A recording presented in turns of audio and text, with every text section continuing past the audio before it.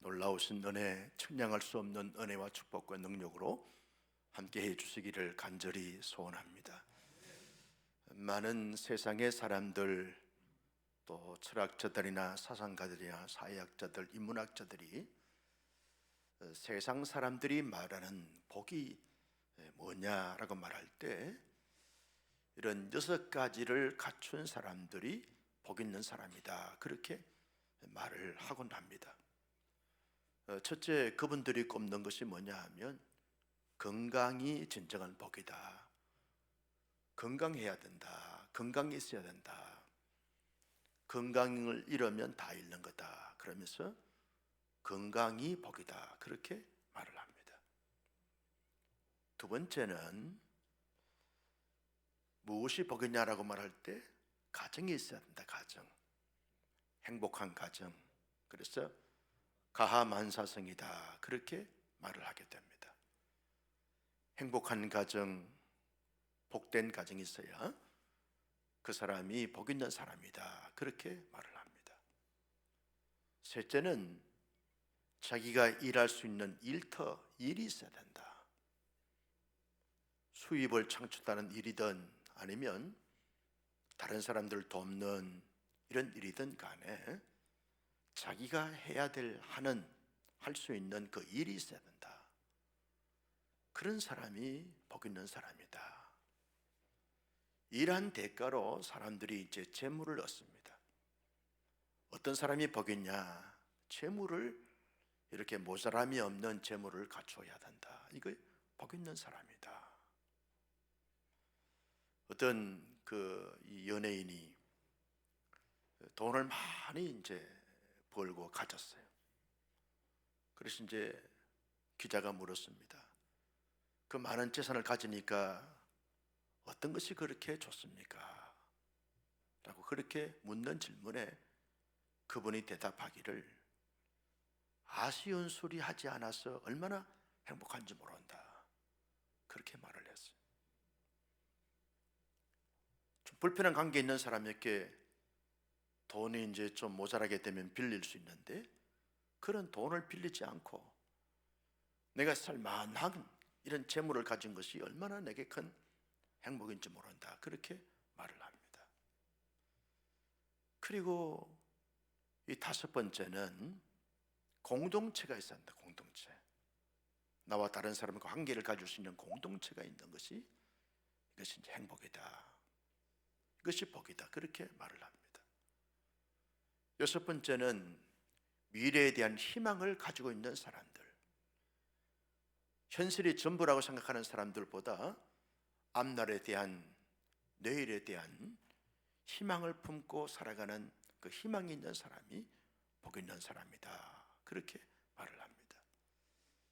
여러분, 18세기의 철학자의 대표자인 임마누엘 칸트는 행복의 조건이라고 하는 그의 글에서 세 가지를 갖춰야 진정한 행복의 조건을 갖춘 것이다, 그렇게 말을 합니다. 첫째가 뭐냐 하면 할 수 있는 일이 있는 것이 행복한 사람이다. 둘째는 사랑할 대상이 있는 사람이 행복한 사람이다. 여러분, 내 마음을 주고 또 함께 시간을 보내게 되었으면 이렇게 좋은 교제가 있는 사람, 사랑할 사람, 섬길 수 있는 사람이 있는 것이 행복이다. 셋째는 희망이 있는 사람이 행복한 사람이다. 이 세 가지를 갖추게 되면 행복의 조건을 다 갖춘 것이다, 그렇게 말을 한 바가 있습니다. 나는 우리 온사랑교회 모든 성도님들이 세상 사람들이 말하고 있는 이런 6가지 혹은 3가지 이 행복의 조건, 이 조건을 잘 갖춤으로 말미암아 살아갈수록 복 있는 삶을 살아갈 수 있기를 예수님의 이름으로 축복합니다. 그런데 여러분, 이 세상 사람들이 말하고 있는 이 복을 가만히 따지고 보면 다 지극히 개인주의적인 것이라는 것이죠. 다 자기만을 위한, 가질 수 있는 것입니다. 복이 상당히 제한적인 것을 우리가 보게 되었습니다. 그러나 오늘 우리가 본문에서 살펴본 이 잠언서 기자가 말하고 있는 진정한 지혜자의 복이 뭐냐라고 말할 때 세 가지를 말합니다. 세 가지를 가지고 있는 사람이 이 진정한 이 지혜자로서 참된 복을 가지고 그 복을 누리고 살아가는 사람이다, 그렇게 말을 하는데, 그 첫째가 뭐냐 하면 자기를 잘 관리하여 살아가는 사람, 이런 사람이 복 있는 사람이라는 거죠. 예컨대 내가 하나님 앞에 드릴 것은 드리고 감당해야 될 것을 감당하는데 나 자신을 잘 관리하지 못하게 되었으면 하나님 앞에 드릴 것도 드리지 못하게 되고 감당해야 될 것도 감당하지 못하게 되어지는 것이죠. 내가 만약 어떤 사람에게 돈을 차용을 했습니다. 그런데 약속을 했는데 그 약속을 지키지 못하는 것은 자기를 잘 관리하지 못하기 때문에 그런 것이죠. 그 약속을 잘 지키기 위해서는, 그래서 신뢰관계가 이루어지기 위해서는 자기를 잘 관리해서 내가 관계성 속에서 감당해야 될 것을 잘 감당하는 이런 자가 복 있는 자라는 거예요. 공동체 안에서 내가 감당해야 될 부분들이 있습니다. 자기를 잘 관리하지 못한 사람들은 공동체 안에서 감당할 수가 없는 것이죠. 그래서 이 잠언서에서 말씀하고 있는 지혜자의 복은 자기를 잘 관리해서 자신이 감당할 수 있는 것은 넉넉히 감당해 가는 이런 자의 삶을 살아가는 것이, 이것이 복 있는 자다, 그렇게 말을 합니다. 여러분 27절 말씀을 같이 볼까요? 시작. 내 손이 선을 베풀 힘이 있거든 마땅히 받을 자에게 베풀기를 아끼지 말며. 여러분, 베풀 자에게 아끼지 않고 베풀기 위해서는 내가 있어야 베풀 수 있는 것이죠. 내가 있기 위해서는 내 자신을 잘 관리해야 하는 것이죠. 내 마음도, 내 인격도, 내 건강도, 내 재물도, 내 시간도 잘 관리해야만 감당할 수 있는 것이죠. 28절 말씀에 같이 봅니다. 시작. 내게 있거든 이웃에게 이르기를 갔다가 다시 오라 내일 주겠노라 하지 말며. 자꾸 이게 오늘 감당해야 되는데 오늘 의도적으로 주지 않고 의도적으로 감당하지 않고 내일 오라, 내일 주겠노라 이렇게 미루게 되어지는 것은 자신을 잘 관리하지 못해서 감당할 수 없고, 그 마음이 감당할 수 없고, 건강이 감당할 수 없고, 그리고 재물을 감당할 수 없으니까 자꾸 이렇게 약속을 어기게 되어지고 신뢰관계를 떨어뜨리게 되어진다. 그래서 잠언서에서 말씀하고 있는 복이 뭐냐라고 말할 때 자기를 잘 관리하는 거죠. 특별히 우리 하나님의 사람들은 우리의 영적인 부분들, 우리의 심리적인 것, 정신적인 것, 육체적인 것, 그리고 재물 부분들, 시간 부분들을 잘 관리해서 언제나 신뢰를 얻을 수 있고 신뢰를 받을 수 있고 언제나 약속을 잘 이행해가면서 넉넉하게 모든 것을 감당해가는 그런 복 있는 자의 삶을 잘 살아갈 수 있기를 예수님의 이름으로 축복합니다.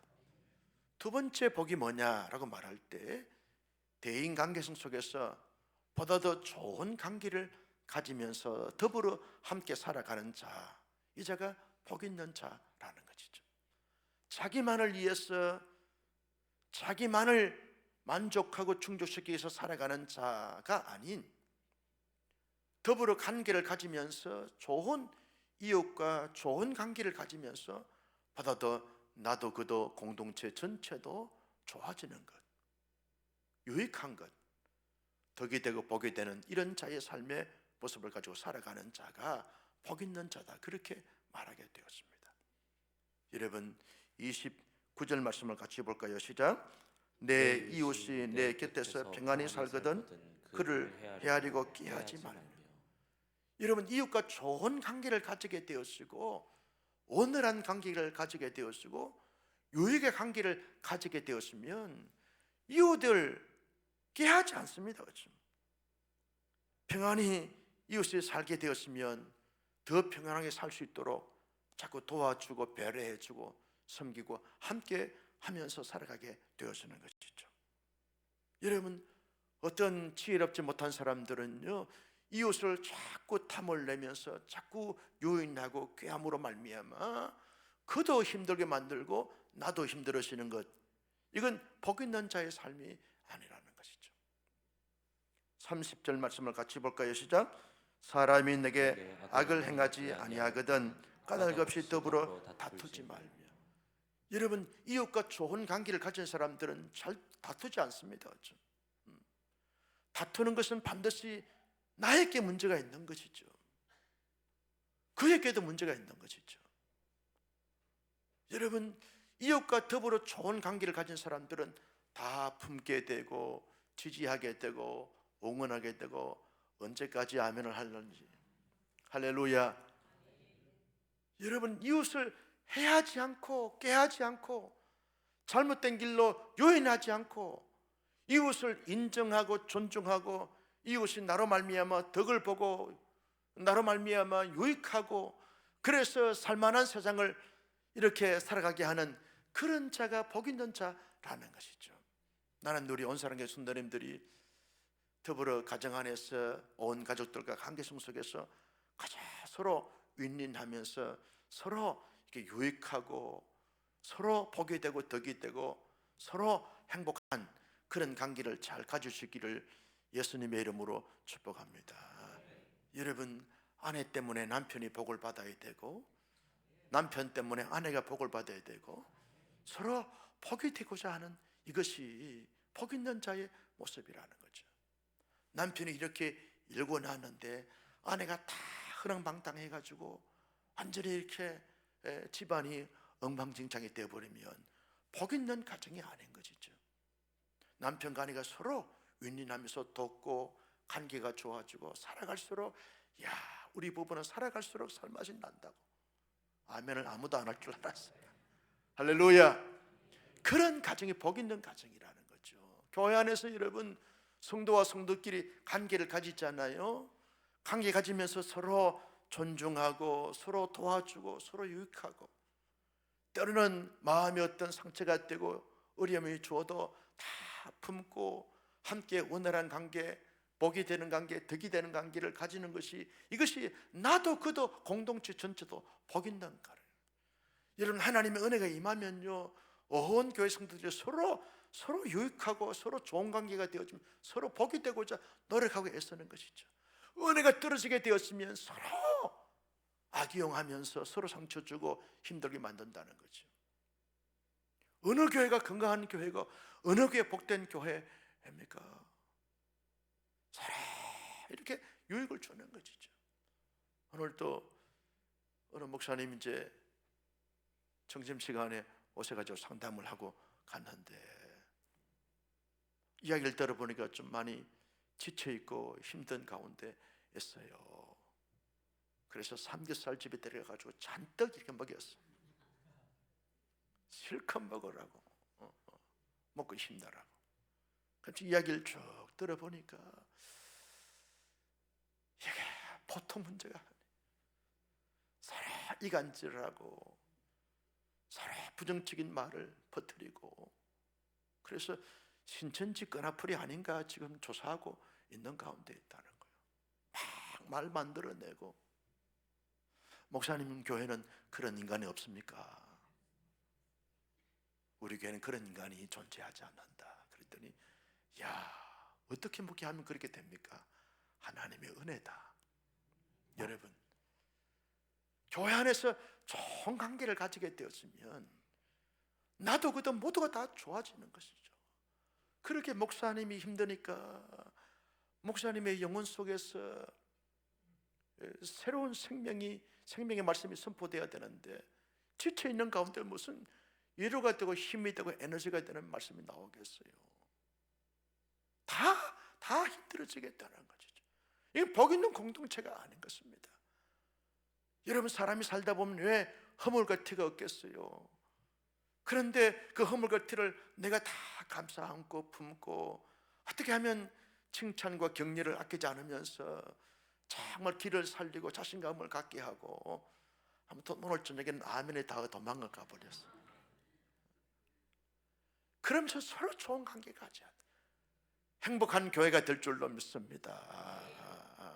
여러분 생을 사는 동안에 절대로 결단코 온 사람께서 신앙생활 하는 어간 부정적인 말하거나 평가하거나 사분오열 때는 거기에 중심에 서지 않기를 예수님의 이름으로 아멘 준비하세요. 주님의 이름으로. 벌써 아멘 하면 안 되지. 예수님의 이름으로 축복합니다. 서로 칭찬과 격려를 아끼지 않으면서 서로 부둥키 않고 서로 위로하고 격려하면서, 야, 세상에 지쳤다가 교회에 오면 막 살맛이 난다. 이렇게 칭찬과 격려를 해주는 성도가 있으니까 정말 해볼 만하다. 자신감을 막 실어 불어넣어주고, 그러면서 여러분 긍정적 에너지를 가지고 세상에 가야 세상도 살맛나게 될 줄로 믿습니다. 세상에 가서도 마찬가지죠. 여러분 서로 좋은 관계를 가져야 되는 것이죠. 알고 있는 사람들과 더불어 좋은 관계를 가지면서 부단히 섬기고 칭찬하고 격려하고 부단히 품고 배려하고, 그렇게 하다 보면 반드시 불편한 관계가 아름다운 관계, 복된 관계, 원활한 관계가 될 줄로 믿습니다. 어떤 사람들은요 정말 피스메이커로 살아가는 사람이 있는가 하면, 어떤 사람은 항상 이 트러블 메이커로 살아가는 사람이 있는 것을 보게 되었습니다. 저도 이제 목회자들 모임이 여러 모임이 있잖아요. 그런데 어떤 분이 오시면 막 긴장이 되어지는 거예요. 얼마나 까탈스럽고 까다로운지, 마치 송곳으로 팍 찌르는 같은 이런 어떤 은행을 하는 것을 보면서 그분만 오면 긴장이 되어지는 거예요. 한 목사가 가면 어떨까? 여러분, 내가 가면 긴장이 되는 것이 아니라 내가 가면 다 온화하고 푸근하고 넉넉하고 풍요로운 이런 관계를 만들어가는 것이, 이것이 진정한 복이 있는 줄로 믿습니다. 이게 복이 있는 것이에요. 이게 지혜자의 복이라는 거예요. 여러분, 지혜자의 복이 뭐냐라고 말할 때 앞날과 장래를 잘 이렇게 열어가는 사람.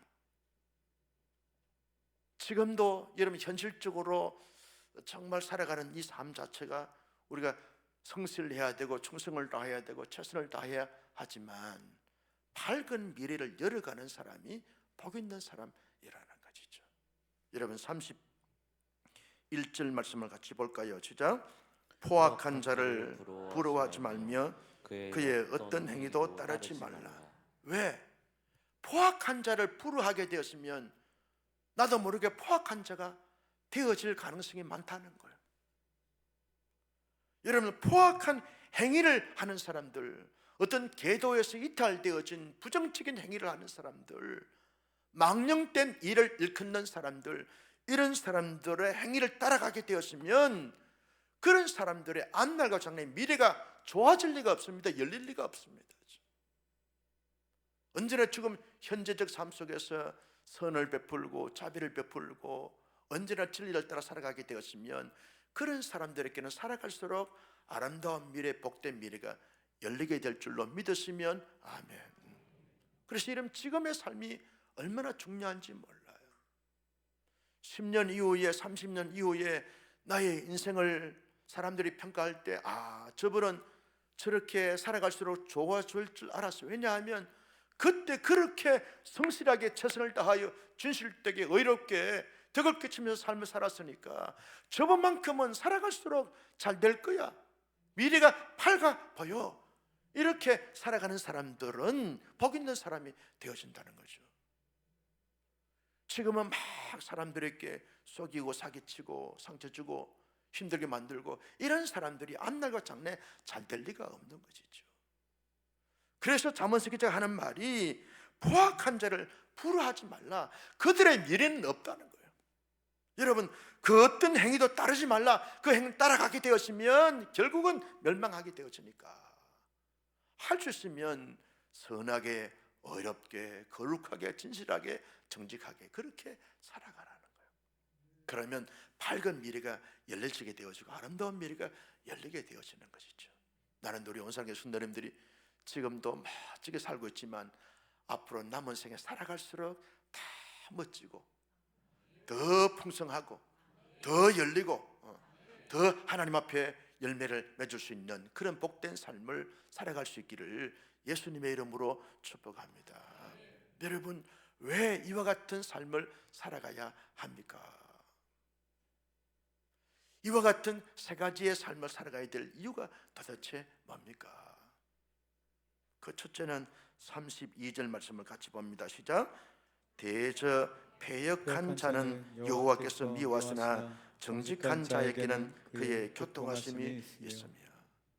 여러분, 우리가 자신을 잘 관리해서 내가 감당해야 될 것을 넉넉히 그리고 잘 감당하는 자의 삶, 그리고 관계성 속에서 덕을 끼치면서 좋아지는 이런 온전한 관계를 가진 삶, 그리고 현재의 삶을 충실하게 정직하게 진실되게 살아감으로 말미암아서 미래가 밝아지는 사람, 이런 사람들은 하나님과 온전한 교통이 이루어지게 된다는 것이죠.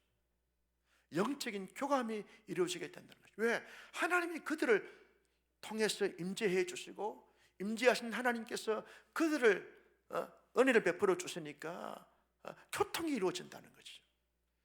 하나님과 온전한 교통을 가진 사람을 가리켜서 영통한 사람이다.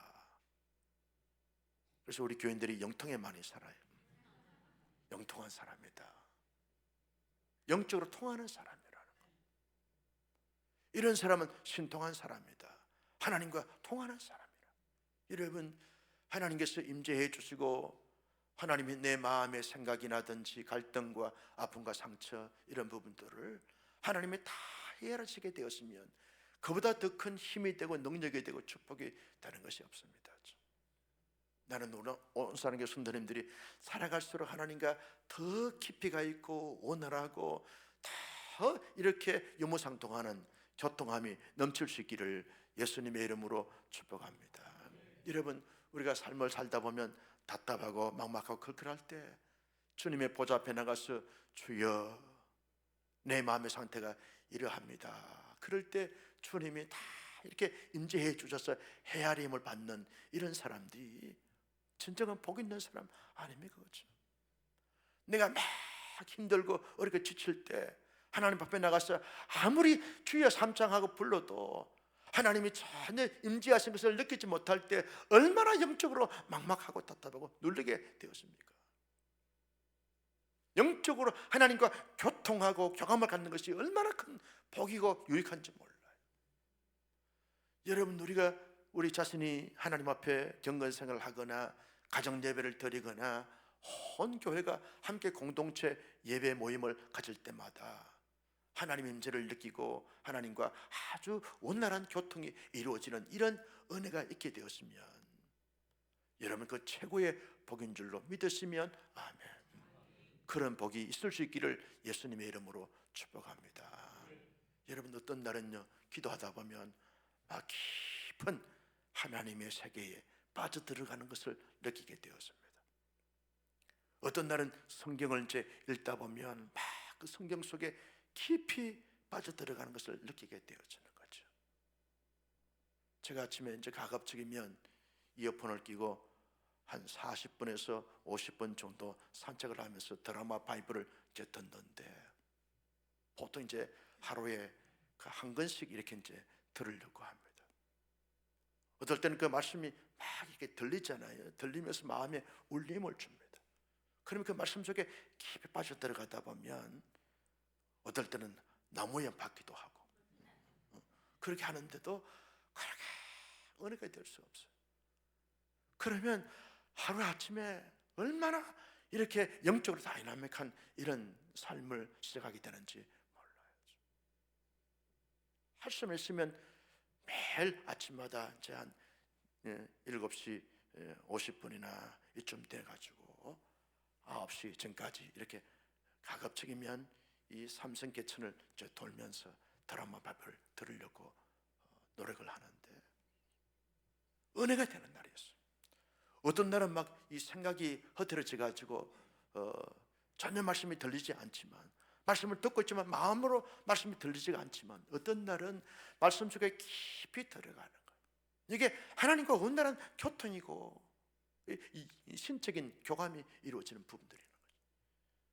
그런 은혜가 우리 모두에게 넘치기를 주님의 이름으로 소원합니다. 두 번째, 왜 그렇게 해야 됩니까?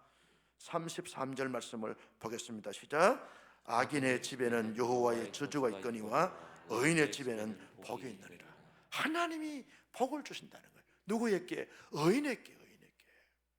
자신을 잘 관리해서 자신이 감당해야 될 것을 넉넉하게 감당하면서 늘 남을 배려하고 섬기고, 그리고 이웃과 좋은 관계를 가지면서 그러면서 더불어 함께 자기도 잘 되고 자기도 다른 사람도 잘 되게 하고, 현재적 삶 속에서 충실하고 최선을 다하여 살아감으로 말미암아 밝은 미래를 열어가는 사람들, 그런 사람들에게 의인이라稱하게 되어지는데, 그런 의인에게 하나님의 복을 주신다는 거예요. 내가 복을 따라가겠는 복이 도망을 갔지만 하나님이 내게 복을 주시면 세상이 감당할 수 없는 줄로 믿습니다. 하나님의 복을 받아야 되는 거죠. 하나님의 복을 받아야 되는 것이죠. 이게 하나님의 은혜의 복입니다. 나는 우리 모두 내가 복을 쫓아가는 것이 아니라 복을 따라가는 것이, 하나님이 우리에게 복을 넘치도록 부어주시기를 예수님의 이름으로 축복합니다. 자신의 영혼에, 우리의 가정 속에, 우리의 자손만대 하나님이 복을 주시면 반드시 세상에 감당할 수 없는 복된 하나님의 사람들 공동체가 될 줄로 믿습니다. 세 번째는요, 34절 말씀을 같이 봅니다. 시작. 진실로 그는 거만한 자를 비워주시며 겸손한 자에게 은혜를 베풀습니다. 하나님이 은혜를 베풀어 주시는데 그 은혜를 받아서 누리게 되어지는 삶을 살게 되어진다는 것이죠. 제가 고등학교 다닐 때 도시에 나가서 이제 공부를 했는데, 그때 출석하는 교회가 있었습니다. 그 교회에 신실한 우리 임시성을 가진 장로님이 계셨는데, 제가 이제 고등학교 자취하면서 공부할 때 열심히 신앙생활 해서 저희 반 아이들이 58명이었는데 30명 이상이 우리 학생부에 출석할 정도로 열심히 전도했어요. 아무도 놀라는 눈치가 안 해. 그들이 열심히 이제 전도해가지고 학생 회장도 하고, 예배도 학생 회장 출신이에요. 그러면서 막 시찰에 목사님들, 노회 목사님들에게 소문이 났어요.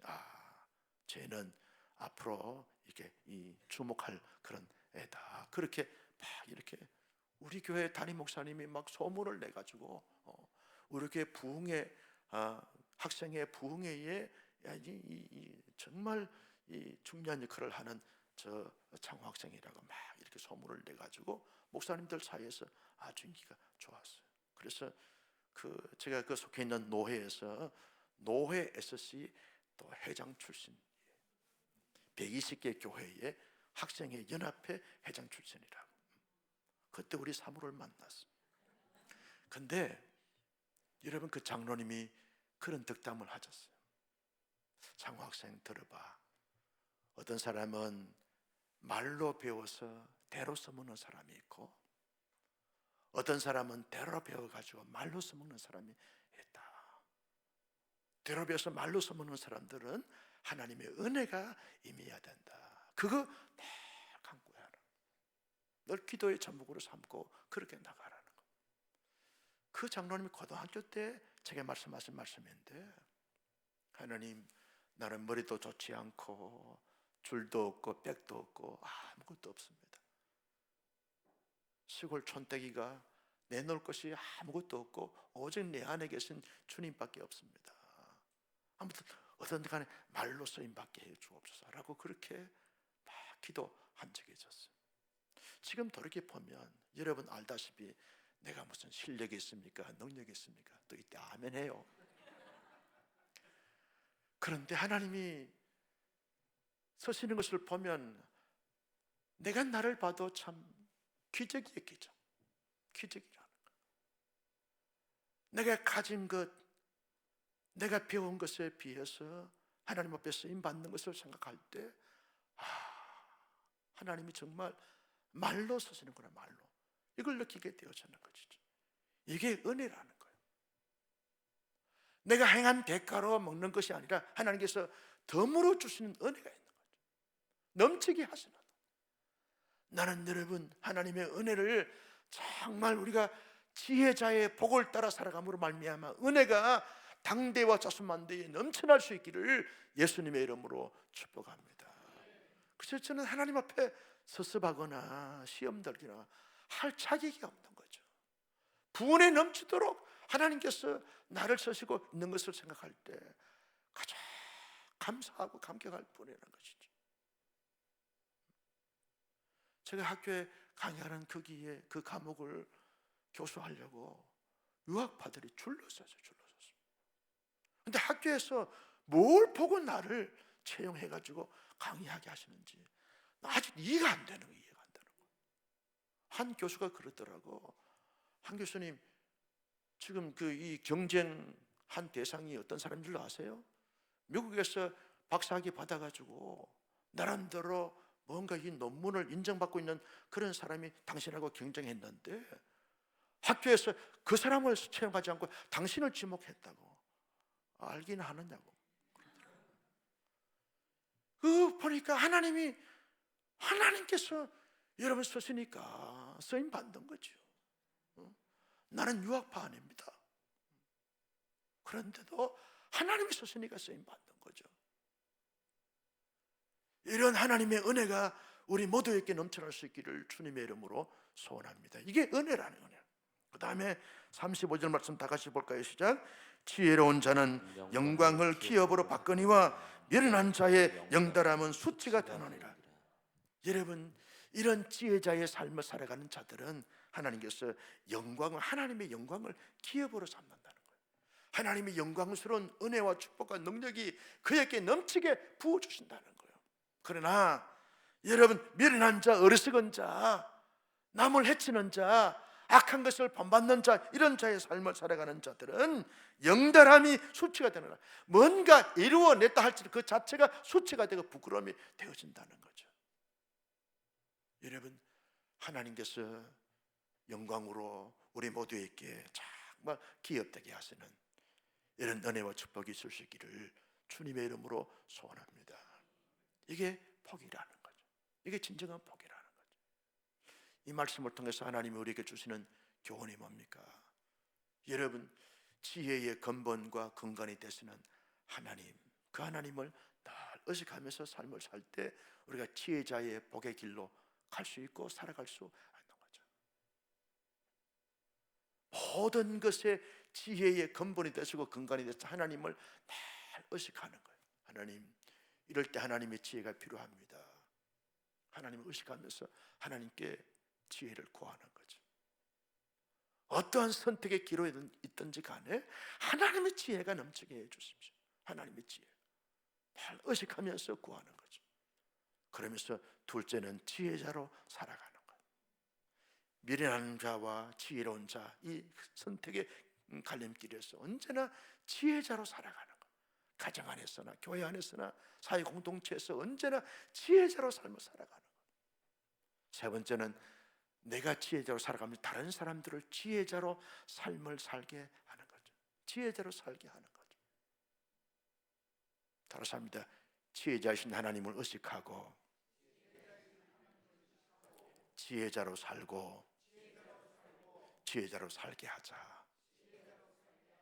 이것이 진정한 복인 줄로 믿으시면 아멘. 우리 모두 그렇게 살아갈 수 있기를 예수님의 이름으로 축복합니다.